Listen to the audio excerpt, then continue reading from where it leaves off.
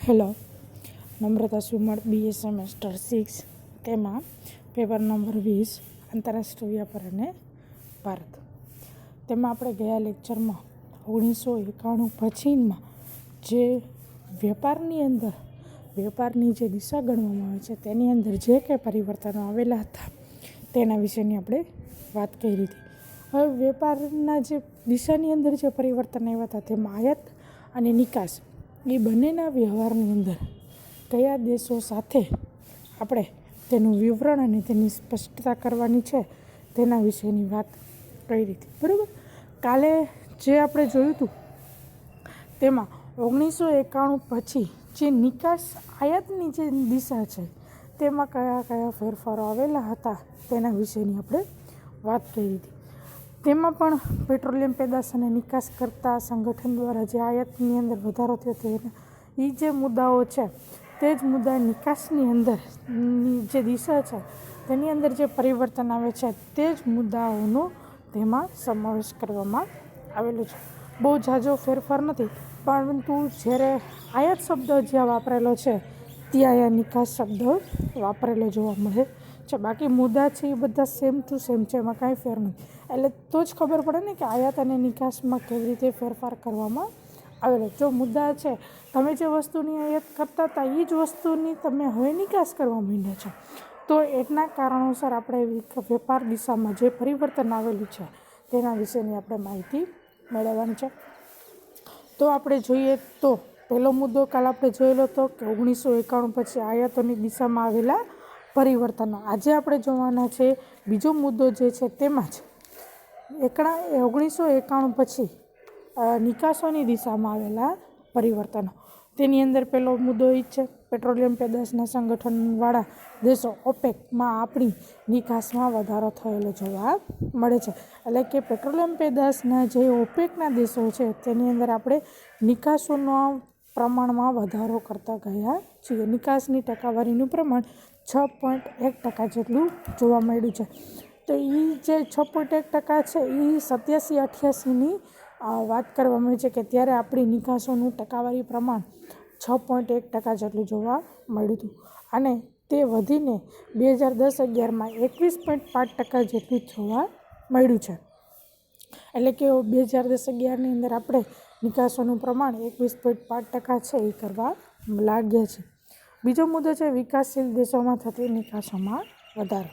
તો આ જે દેશો છે તેની અંદર રશિયા છે, અમેરિકા છે, લેટિન અમેરિકા, પછી આફ્રિકા, એ બધી નિકાસોના પ્રમાણમાં 87-88માં 1987-88 છે તેની અંદર આપણે 14.2%નું પ્રમાણ વધારેલું જોવા મળ્યું છે, અને તે પછી વધીને 41.5% જેટલું આપણે વિકાસશીલ દેશોમાં નિકાસ કરતા થઈ ગયેલા જોવા મળી છે. એટલે કે વિકાસશીલ દેશો છે એમાં ભારતની અંદર જે કાંઈ પણ દેશો આવતો હોય નિકાસમાં વધારો થતો જોવા મળ્યો છે.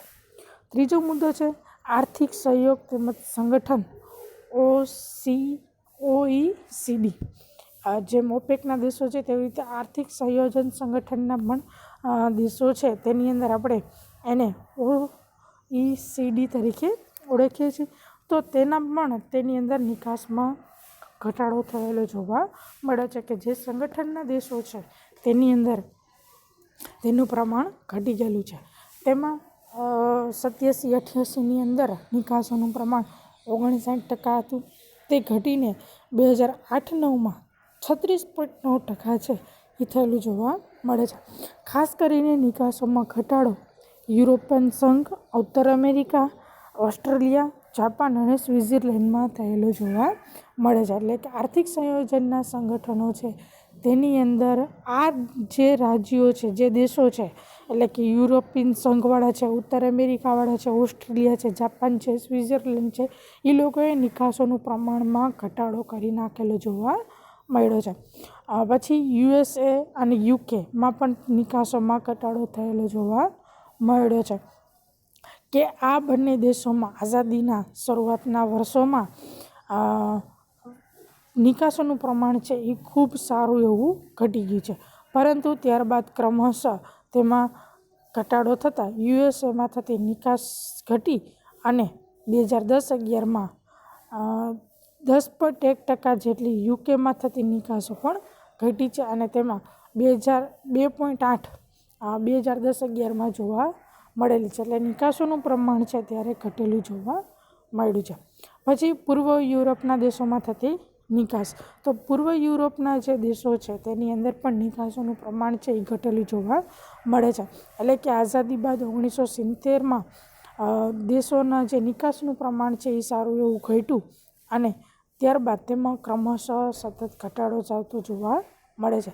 એટલે 2010-11માં પણ આ દેશોમાં નિકાસોનું ટકાવારી પ્રમાણ ઘટીને 1% જેટલું થયેલું જોવા મળ્યું છે. એટલે ટૂંકમાં નિકાસોનું પ્રમાણ હવે છે કે પરિવર્તન આવે છે તે ઘટાડાના સંદર્ભમાં આવે છે.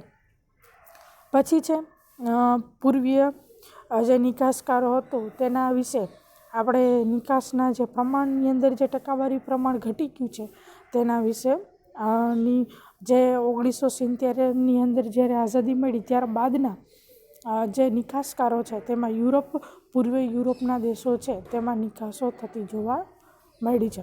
પછી છઠ્ઠો મુદ્દો છે ઓસ્ટ્રેલિયા, જાપાન, સ્વિટ્ઝરલેન્ડમાં થતી નિકાસોમાં પણ ઘટાડો થયેલો જોવા મળ્યો છે. એટલે સાથે સાથે જે આયાતોમાં વધારો થયો અને સાથે નિકાસોનું પ્રમાણ છે એ ઘટીને 4.3% જેટલું જોવા મળ્યું છે.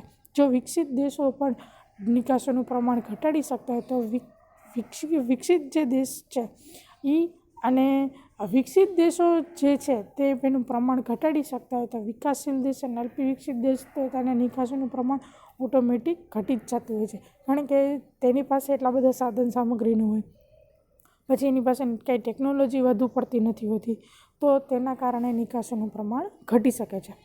આમ જો આયોજનના પ્રારંભ કરતી ભારતમાં માત્ર ઇંગ્લેન્ડ અને અમેરિકાએ 2 જ દેશો એવા હતા કે નિકાસો કરવામાં આવતી હતી.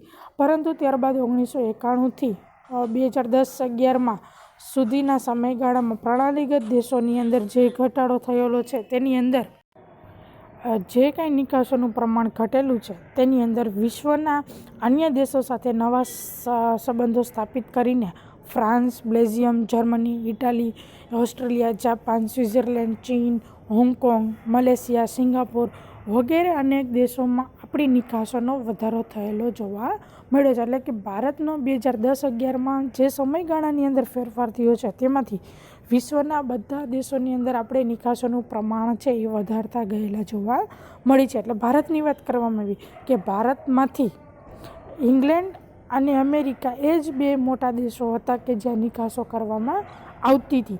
પરંતુ ત્યારબાદ 1951થી લઈ અને 2010-11 સુધીના સમયગાળામાં પ્રણાલીગત દેશોની નિકાસોમાં ઘટાડો થયો. પરંતુ વિશ્વના અન્ય દેશો સાથે નવા સંબંધો સ્થાપી ફ્રાન્સ છે, બેલ્જિયમ છે, જર્મની છે, ઇટાલી છે, ઓસ્ટ્રેલિયા, જાપાન, સ્વિટ્ઝરલેન્ડ, ચીન, હોંગકોંગ, મલેશિયા, સિંગાપુર અનેક દેશોમાં આપણી નિકાસોનું પ્રમાણ વધારતું જોવા મળ્યું છે. એટલે કે ત્યાર પછી 2010 પછીના સમયગાળામાં આપણે દેશો સાથે વાતો કરી અને તેના રાષ્ટ્રપતિ સાથે મુલાકાત લઈ અને આપણા દેશનું નિકાસનું પ્રમાણ વધારવામાં આવેલું છે. તો અહીંયા આપણે આ મુદ્દાઓની ચર્ચા પૂરી કરી અને નેક્સ્ટ જ્યારે મળીએ છીએ ત્યારે આપણે નવા યુનિટની શરૂઆત કરશું. તો આપણે આ યુનિટની અંદર આપણે 3 કે 4 મુદ્દાઓની ચર્ચા કરી. તો પહેલું છે 1991માં પૂર્વ ભારતમાં વિદેશ વ્યાપારની સ્થિતિ. તેની અંદર આપણે 2 બાબત જોઈ, તો કે ભારતમાં આઝાદી પૂર્વે વિદેશ વ્યાપારના વલણો અને ભારતમાં આઝાદી પછીના જે 1951થી લઈને 1990 સુધીના વિદેશ વ્યાપારના આપણે વલણો જોયા. બીજો મુદ્દો આપણે જોયો કે 1991થી લઈ અને 2012 સુધીના સમયગાળામાં વિદેશ વ્યાપારના વલણો કેવા હતા. તેની અંદર આપણે વ્યાપારની જે શરતો છે, વ્યાપારની જે નીતિ છે તેના વિશેની આપણે વાત કરી હતી. પછીનો મુદ્દો છે એ કદ અને બંધારણમાં શું ફેરફાર આવ્યો તેના વિશેની વાત કરી. અને આજે આપણે જે લાસ્ટ મુદ્દો જે સમજ્યા છે કે તેના કદના આધારે એટલે કે વિદેશ વ્યાપારની જે દિશા છે તેની અંદર કયા ફેરફારો આવેલા છે તેના વિશેની આપણે વાત કરી. નેક્સ્ટ લેક્ચરમાં આપણે નવા યુનિટની શરૂઆત કરશી. Thank you.